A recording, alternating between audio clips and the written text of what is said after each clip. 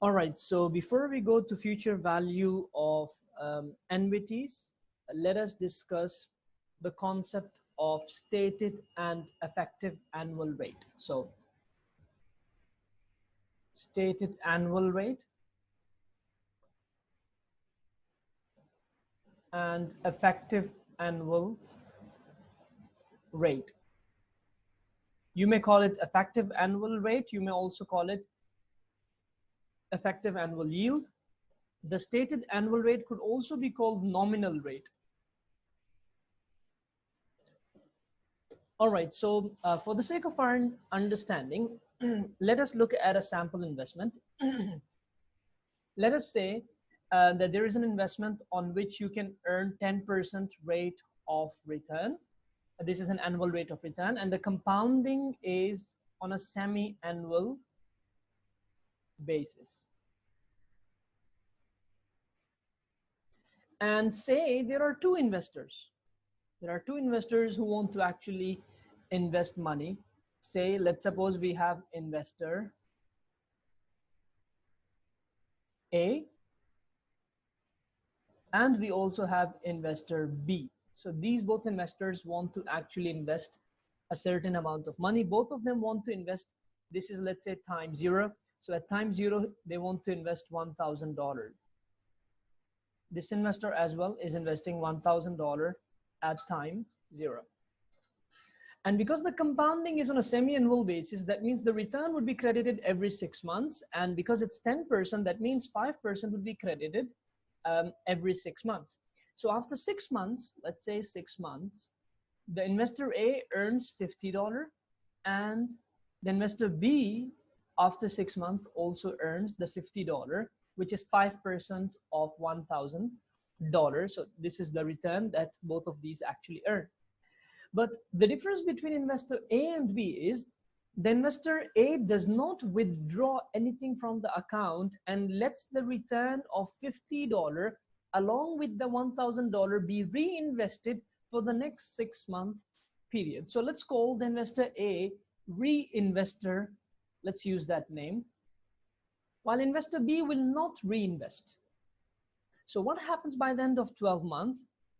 Both of these two parties, both of these two investors, A and B, would earn 5% for the remaining 6 months. But the difference would be that investor A would earn 5% on 1,050 because that was reinvested. So initially 5% was earned on 1,000, and by the end of 12 months, 5% would be earned on 1,050. The reason being is, as we said, investor A reinvests not only 1,000 but also $50 by the end of 6th month, and therefore the answer is 52.5. While this second investor, which is investor B, because investor B withdraws $50, therefore all that is left for reinvestment is only 1,000. Therefore the investor B would only earn 5%, which is just simply 5% of 1,000. And previously also it was 5% of 1,000. Now if we aggregate the return, if you notice, if you look at the aggregate return or the total return during the year, it is $102.5 on an annual basis, while here it's $100 on an annual basis.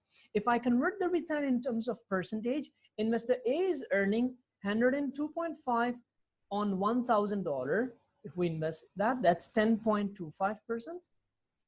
This is for investor A, while investor B is earning $100 on an investment of 1,000, that's 10%. This 10.25 and 10%, we can call this the actual return, or we may call it the compounded return. So we can give it different names. We can call it actual return, we can call it compounded return, or more appropriately, we can call it effective annual rate of return. I hope by now it's clear that effective annual rate of return is nothing but the compounded rate of return. So the effective annual rate of return for the investor A, whereby we're assuming that investor A is reinvesting, is 10.25%, assuming that it is semi-annual compounding. So this is nothing but our EAR, effective annual rate, or EAY, which is effective annual yield.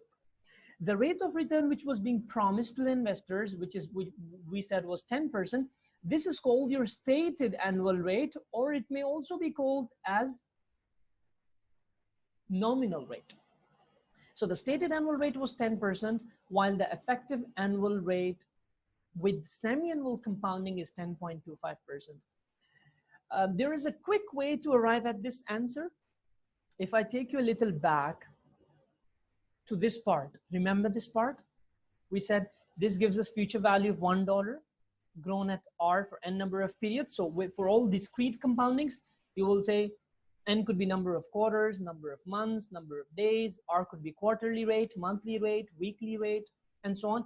And this gives us future value of $1 grown at R continuously. So if we want to do it using the formula, here's what we would do. With semi-annual compounding, we would say 1 plus R. R is the semi-annual rate to the power of number of semi-annual periods. But because we want to find the annual rate, we would assume that the total duration of our investment is 1 year, meaning a year only, right? So the total timeline is you're investing only for a year to get your annual rate of return. So in a year, how many number of semi-annual periods will be there? Obviously 2. Now this will give us the future value of $1 investment. If you want to find the rate of return, we should take out the $1 investment, that $1 which we added, and this will give us the effective annual rate for all the discrete compoundings, meaning annual, semi-annual, quarterly, monthly, daily, weekly. For all these, we would actually find the effective annual rate in this way. So here's what we will do. We would say 1 plus, in this particular example for investor A, who is a reinvestor, we'll say 1 plus semi-annual rate. How much is the semi-annual rate? Because the annual rate is 10%, so the R should be 10 divided by 2, which is 5% per 6 months. So let's say 1 plus 0.05 to the power of number of periods. How many semi-annual periods are there in a year? Of course, 2. 1 times 2 is 2, minus 1. The answer you should get is 10.25%. If it is quarterly, you will say 1 plus quarterly rate to the power of number of quarters, 1 plus monthly rate to the power of number of months, and so on. By now, I hope you understand the concept. And if I ask you this, what do you think? When would you have the highest effective annual rate or compounded annual rate?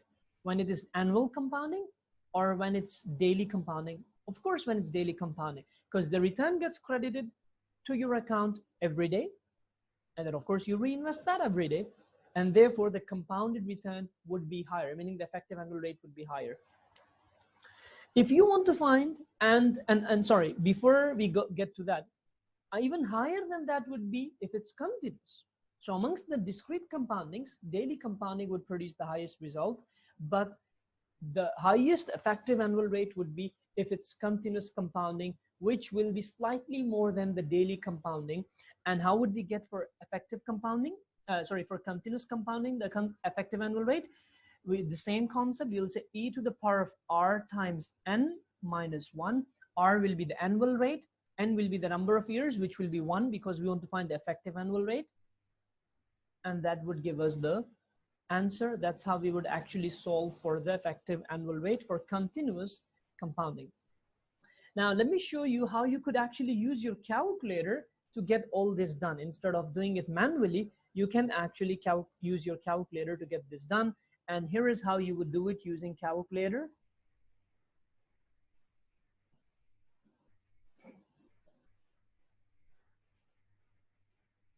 So this is for continuous, and this is for discrete.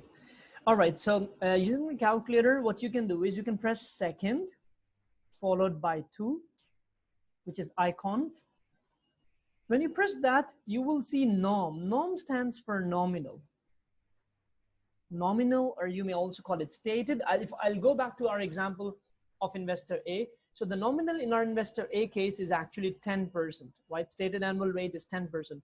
All we'll do is we'll press 10, followed by, make sure you press the enter button, and then you scroll down. When you scroll down once, you will find EFF, which stands for effective. We want to compute the effective, so we'll leave that. We'll go down again. And what you see next is C/Y, which is number of compoundings per year. Why per year? Because we want to find effective annual rate. So with semi-annual compounding, how many compoundings are there in a year? Of course, 2. And again, not to forget enter.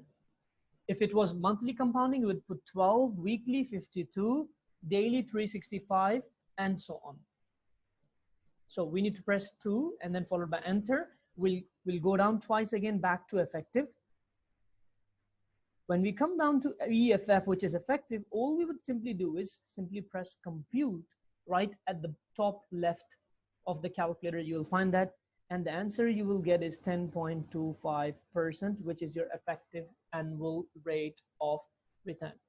So as you can see, as long as you can enter nominal and number of compoundings, we just need to change the number of compoundings to 12 and so on. For all the discrete compoundings, your calculator would actually give you the answer. If you change it to monthly, you will find the number would be higher because of quicker compounding, and daily and so on.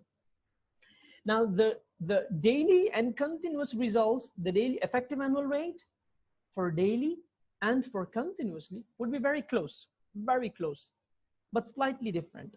How can you get the answer for effective? Are we able to count the number of compoundings per year for effective? We know for daily it's 365, right? We said number of compoundings for, are we able to count the number of compoundings for continuous compounding? No, we can't, because the number of compoundings are infinite. However, what we can try and do is get a very close answer by using a trick in our calculator. What we can do is, when they ask you to find input, we can still get the calculator to give us the answer for continuous using this trick. When they ask us to input C/Y in the calculator, when we have to input the C/Y, number of compoundings per year, let's go for an unlimited number. You can just press like 9999999, because the number of compoundings are infinite. So just press as many 9s in your calculator as possible and then press enter. And then you can just simply compute the effective. You will get almost the same answer as the continuously compounded effective annual rate of return.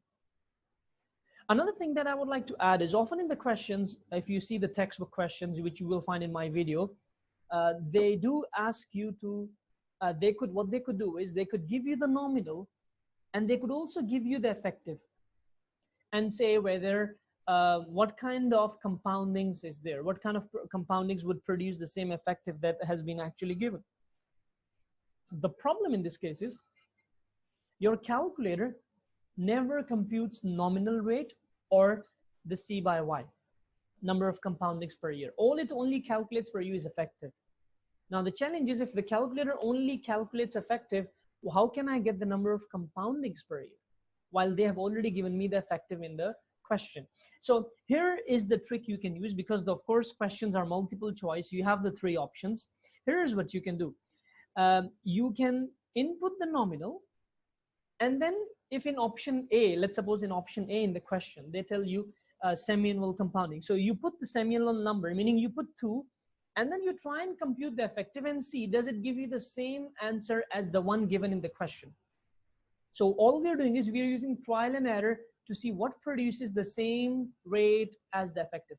If it doesn't, then what you do is you leave that option A out, and then you look at option B. And if option B is monthly, you put 12 and then compute effective, and then see, does it give you the same answer or not? So you repeat the same exercise until you get the right answer, and then you simply choose that particular option. That's how you can answer a question like this.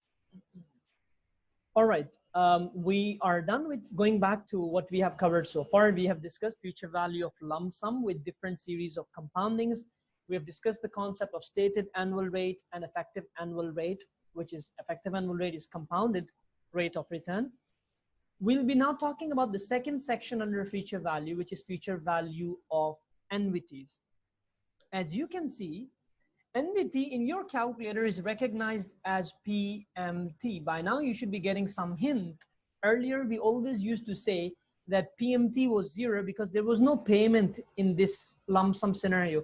All what we had was just a single investment or a single amount that we would actually invest. But what you observe right here is it's actually a series of payments. right? You see a series of payments, and keep in mind, these series of payments could happen on an annual basis, could happen on a semi-annual basis, could happen on a quarterly basis. It doesn't matter. You could have any kind of compounding. Whatever we learned before would actually apply here as well. But the main thing is, in this series of payments, there shouldn't be any gap. So it should not be that you are going to invest $100 in year one, then nothing in year two, and then some, and then the same amount in year three. So how can we define annuity? Well, in simple words, it's an equal amount of payment, or if you want to consider it as an investment, you could say it's an equal amount of investment that is invested each period. I'm not saying each year, I'm saying each period. So I could be investing $100 each quarter or each month or each year for a certain number of periods. That means I could invest $100 each quarter for 3 quarters. So the number of periods is not infinite, rather it's finite. You can count it. You can count the number of periods. It ends at certain point. It's not unlimited, right? So that's how we actually define annuity, and we'll now dig deeper into the annuity part. So we said it's an equal amount of payment.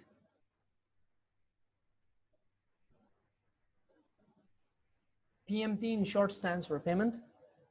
That would happen each period. That would be either received or paid.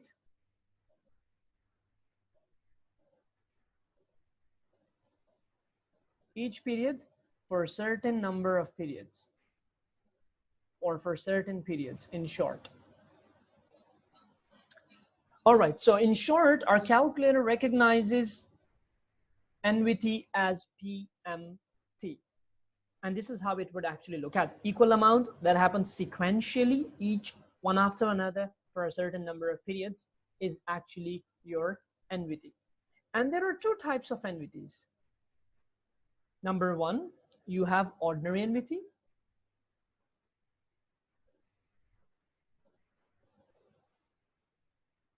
And you also have another type, which is annuity due. So what's the difference between the two? Ordinary annuity would look something like this. So 0, 1, 2, 3.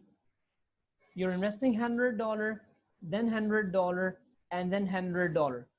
But the investment is started by the end of the period. Or alternatively, you could say, I'm going to receive $100 after 1 year, and then after 2 years, and then after 3 years.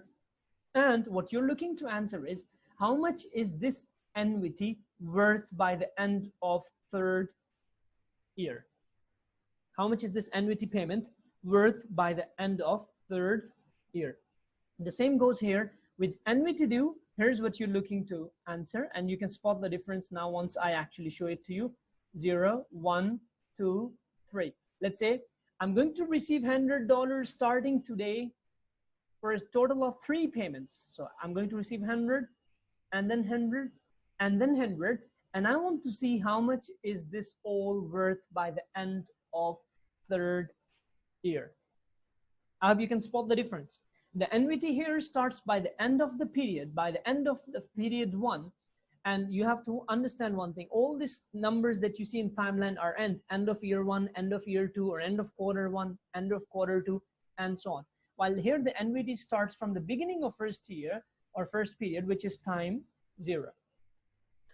All right, now how would we answer this? If I assume that the rate of return is 5%, how would we answer this? Well, if I take you back, the way we answered, we actually would grow the investment, the present value lump sum, for 5 years in this example, right? And how did we grow? We would just say PV times 1 plus R to the power of n. We are growing it. We are compounding it for this time period. In the same way, we could actually reinvest this for how many periods? How many periods is that? 1, 2. 2 periods, right? We could actually grow this for 2 periods. All right, so all we're going to say is present value is 100, into 1 plus 0.05. We'll invest the $100 for 2 years and then get the answer. The second $100 we would invest for 1 year. We'll say $100 into 1.05 to the power of 1. And the last $100 we don't even invest, so we'll just say $100, because if you do times 1.05 to the power of 0, that will just simply be $1. All right, and then simply we add this up and we should get our answer, and the answer is 315.25. So your series of $100 investments that start from the end of period 1 would, and if they are reinvested at a rate of 5%, would actually give you 315 by the end of 3rd year. If we do the same here, if you notice, the first $100 is being reinvested for 3 complete periods. So we say 100 into 1.05 to the power of 3. And then the second $100 gets reinvested at for 2 periods. And then the last one gets invested only for 1 period. Automatically, you can see the future value with an annuity that starts from today then would actually be bigger. And how much would it be? It would be 331.01. All right, so what do you notice? What we notice is that if we are using the calculator and entering the PMT, we need to distinguish between ordinary annuity and annuity due. Both of these cannot be treated in the same way. They should not be giving you the same future value. So how can we use our calculator to identify or to clearly set in our calculator whether it's an ordinary annuity or annuity due? Well, firstly, here is the payment button in your calculator. I'll just go back to where I have the calculator, which I have it right here. We earlier used to keep it as 0 because we used to talk about lump sum, which was a single investment, and we would consider that as a lump sum investment today. But now we would look at payments, and when we would look at payments, you would see that we'll keep the present value often as 0, and then we'll compute the future value. But we don't only have to enter the payment, we also need to specify in the calculator whether it is ordinary annuity or annuity due. And for that purpose, here's what we will do. What we need to understand is the calculator understands, and the function of the calculator is this is considered as an ending mode. And for a simple reason, the cash flows begin from the end of the period. So it doesn't begin from the start of period 1, which is time 0. Rather, it starts from the end of period 1. End of period 1 again could be year or month or quarter and so on. While in this case, the cash flows actually begin from the start of period 1, meaning it starts from the beginning of the period 1. Therefore, this should be the beginning mode in the calculator. As long as you set your calculator to ending or beginning mode, you should be able to get the right answer by just inputting your PMT in your calculator. One more thing you can recognize, the only gap between ordinary annuity and annuity due is all this result is 1 period more than the result that you have with ordinary annuity, right? How do we know that? Look, the first number is being grown for 2, the next number is being grown for 1, the last number is not even being grown. While here it's 3, 2, 1, it's 2, 1, 0.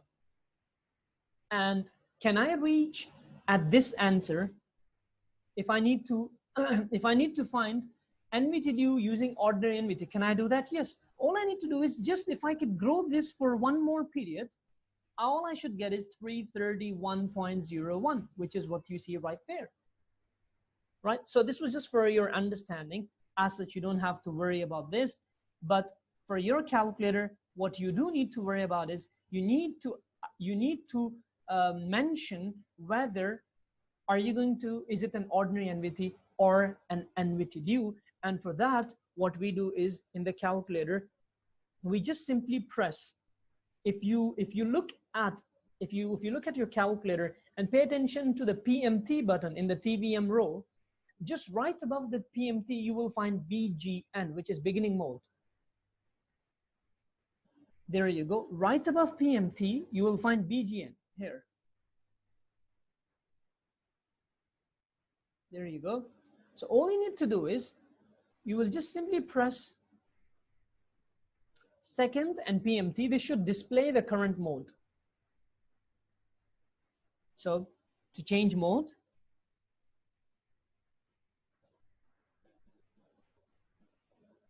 first we should display the mode. And for that, how do we display it? We press second and PMT. It should display our mode. By default, it should be ending mode. So when you will press second PMT, you will find END. Now, if you want to change it, we will press second, followed by second, and enter. And now our calculator should be set to BG, and you can just simply press the clear button.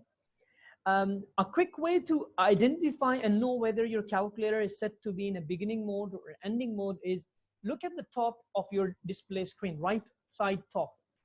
And if there is nothing there, if it's absolutely clear, then that means it's ending mode. But if you find a small BGN right at the top, that means your calculator is in beginning mode. So you need to pay attention to that, and you need to make sure before you do any calculation related to NVT, you always set your calculator to a proper mode.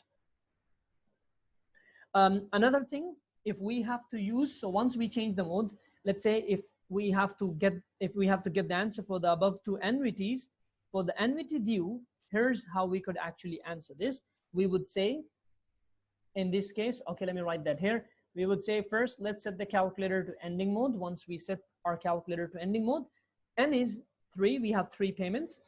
An easy way to tackle NVTs is to consider and interpret N as number of payments.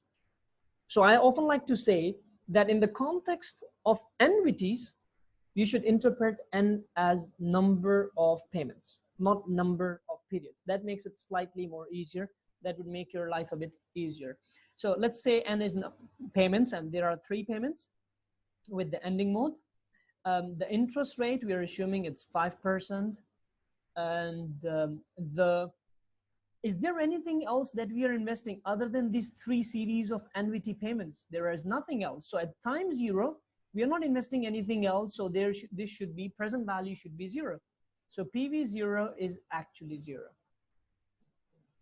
All right. And what else can we actually do? We could also, we'll put the PMT then. We need to enter the PMT. How much is the NVT payment? That's 100. And all you should do is just simply press compute future value, and you should get 315. As for the beginning mode, as for this NVT due, here's what we do. I'll just write it here. Again, the number of payments should be, let's say 3. We want to find the future value right here. So we will assume it N is 3. The interest rate is 5%. Make sure to keep your calculator in beginning mode. Are we investing other than this NVT3 NVT payments? There is nothing else at time 0. So since there is nothing other than the NVT payment, we'll keep the present value as 0 and the NVT payment as 100.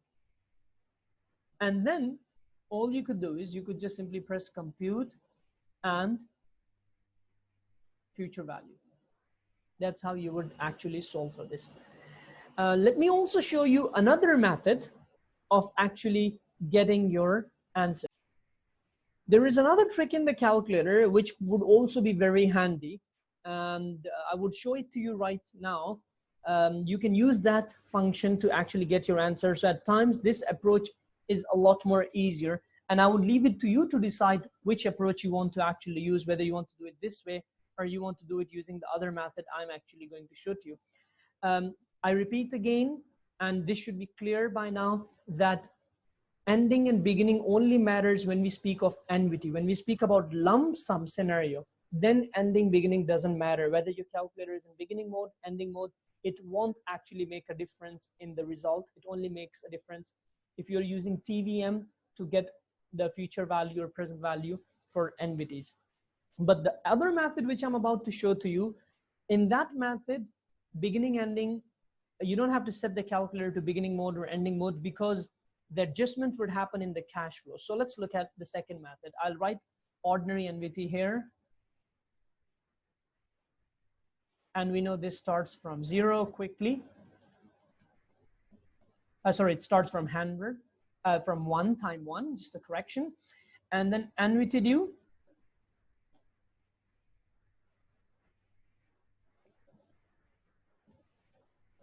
it's right here, starts from time 0. All right, so here's what you're going to do actually. If I take you to calculator, right here, just look at what is right above the interest rate. We have a cash flow burden where we could actually input the cash flows. All right, so let's look at the cash flows and let's try and enter these cash flows. So all we would do is, as a first step, we press CF. Just a word of caution before we go ahead. For you to be able to do this calculation that I'm about to show to you, that this approach, you need to have Texas VA2 Plus Professional Calculator, not the basic version. The basic version doesn't have this functionality. This can only be done in the Pro version, so make sure you have the Pro version. It does have some extra features that the basic version actually lacks. So press CF. Once you press CF, you always need to make sure that you actually clear your cash flows. So I'm just, even though your calculator, if you have not used it before, it should be, there shouldn't be any cash flows, but get used to clearing your cash flows. So press CF and then press second and clear work. They should just simply erase your cash flows. All right, once we do that, once you have cleared cash flows, so what you see is after having pressed CF, you will find CF 0, cash flow 0. What is the cash flow 0 right here? There is no cash flow at time 0. So you'll say 0 followed by enter.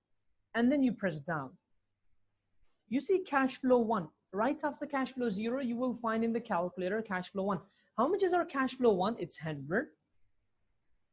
We will press 100 followed by enter. So get used to pressing enter always. And then we go down. When you go down, you will find frequency of 1. What does that mean, frequency of 1? Well, that means the number of times 100 or cash flow 1 has happened one after another.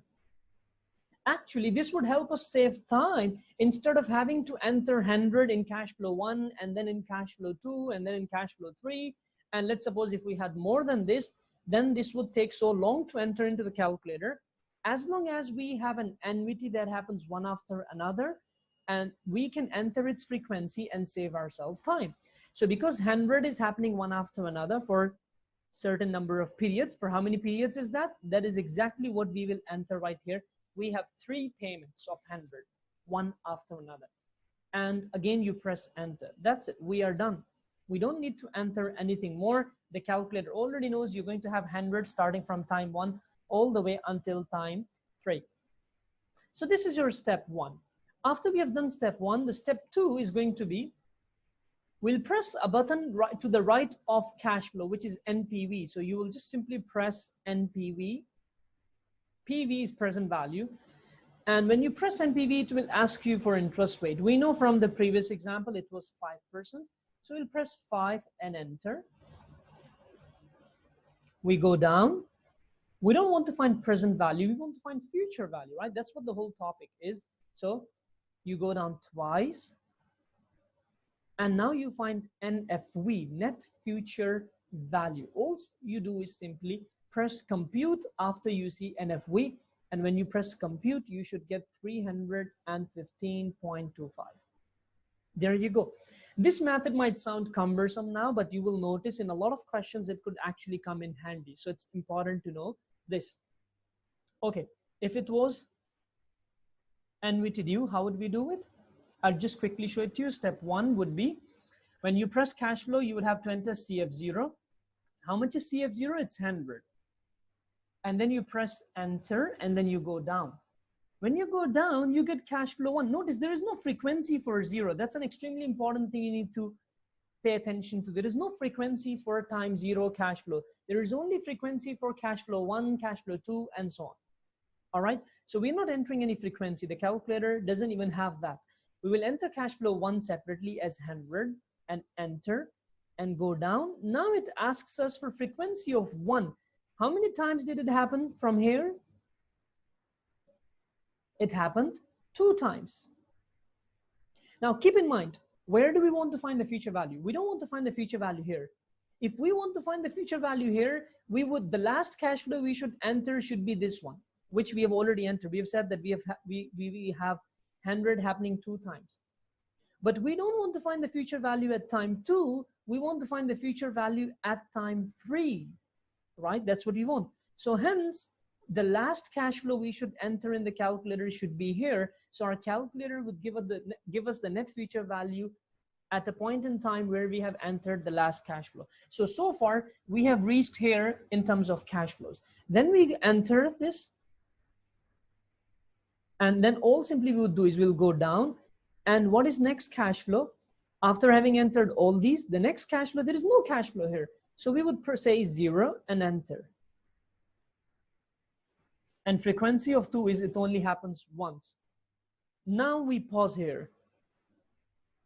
The last step is extremely crucial. How does your calculator know where should it give you the NFV, net future value? In short, the answer to this is the calculator gives you the future value at a point where you have entered the last cash flow. So if you have entered the last cash flow at time 2, it will give you the NFV or the future value at time 2. If you have entered the cash flow until time 3, it will give you until time 3. So that's how it actually goes. And then you will do the step 2, you press NPV, you enter interest rate as 5%, and then you go down twice after pressing enter. When you compute, you should get 331.01. Notice we don't have to care about changing the mode from beginning to ending because we're already making the adjustment in terms of cash flows.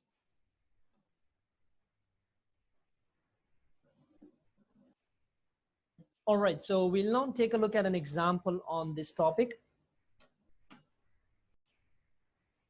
It says, suppose your company's defined contribution retirement plan allows you to invest up to 20,000 per year. So from this, it should be clear, you're investing each year 20,000, which means this is an annuity. This is not a lump sum.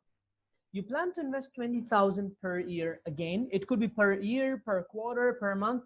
As long as it's per period, it's an annuity for the next 30 years. Historically, this fund has earned 9% per year on average. Assuming that you actually earn 9% a year, how much money will you have available for retirement after making the last payment? So they want us to find the future value.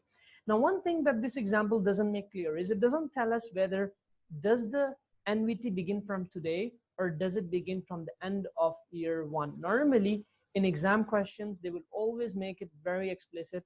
Here, since we are making a contribution, you would assume it will be by the end of the period. So the timeline would look something like this. So it's 20K, 20K. You are actually going to invest all the way until time 30, and we want to find future value right here. Again, we have 2 methods. We can use our calculator, so we can set our calculator to ending mode, which this method in this case should be straightforward. And we will say N is number of payments, which is 30. Interest rate is simply 9%. Your present value, you're not investing anything here. Present value is 0. The payment is 20,000. You could put it as negative 20,000. It's up to you because you're investing, therefore money is going out. If you don't put this as negative, your future value would be negative because always one of the 2 cash flows have to be negative. Compute future value. And the answer is it should be 2.726 million. So this is method 1.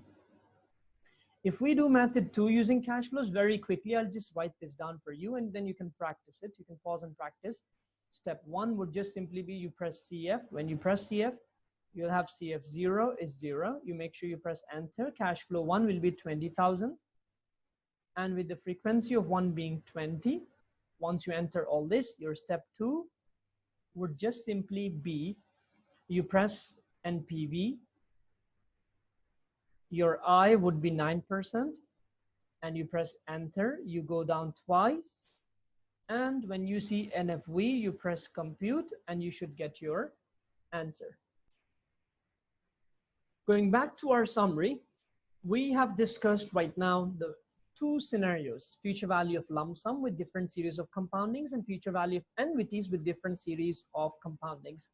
Our last section would be unequal cash flows. I would just like to make a point here. When we speak about annuities, we have only looked at an example of annual compounding. You could have an annuity with quarterly compounding or monthly compounding. For example, I'm going to invest $100 each month for the next 3 months. So what you need to be aware of is that N will be number of payments which are monthly, and your R should be monthly rate. So you will still have to adjust your R and make sure you don't forget to actually do that. So that's one point you need to actually remember. We look at a last section, which is future value of unequal cash flows, which is what you actually see here. So I'll look at a simple example for this, which is our last section is future value of unequal cash flows. All right, for this section, here's what we could look at. Let's say I would be investing starting from next year into an account 3 different amounts. I'll be investing $1,000 by the end of first year, $2,000 by the end of second year, and let's say $2,500 by the end of third year. And I want to find what is the future value of all these 3 investments by the end of third year. And assuming that the return that I would earn on this account would be 5%. So there are 2 ways. Either you do it manually, considering each as a lump sum and growing each. So you would say 1,000 into 1.05 to the power of 2. And then this one you would grow as 1,000 to the power of 1.05 times 1.05 to the power of 1. And then the last one would just simply be 2,500. And then you add these 3 up as we did before. But this could be very cumbersome and very lengthy procedure. So to cut it short, you could actually use your cash flow function. If you thought of it, that's great. You could just simply use cash flow function. And how do you use your cash flow function? Just press CF. And when you press CF, you will enter cash flow 0. There is no cash flow, it's 0. Make sure you press enter. You go down. Cash flow 1 is 1,000. You press enter. When you go down, it will ask you for frequency. Make sure it's 1 because it only happens once. And then you go down and you see cash flow 2, which will be 2,000. You press enter, you go down, you find frequency of 2. How many times this 2 happens? 1 time only. And then you go down to cash flow 3, which would be 2,500. You press enter, you go down. Again, that's 1. And once you have entered all this cash flow, this was our step 1. Our step 2 would be you press CF. And when you press, you don't press CF, you press NPV. It asks you for interest, which is 5%. Make sure to press enter. Go down twice. When you see NFV, all you do is you just simply press compute and you should get your answer. And the answer is 5,702.5. And if you add these 3 up, you should end up with the same answer, which is 5,702.5. So with this, we are done with future value of unequal cash flows, and we have finished all the 3 sections: future value of lump sum with different series of compoundings, annuities with different series of compoundings, and unequal cash flows with different series of compoundings.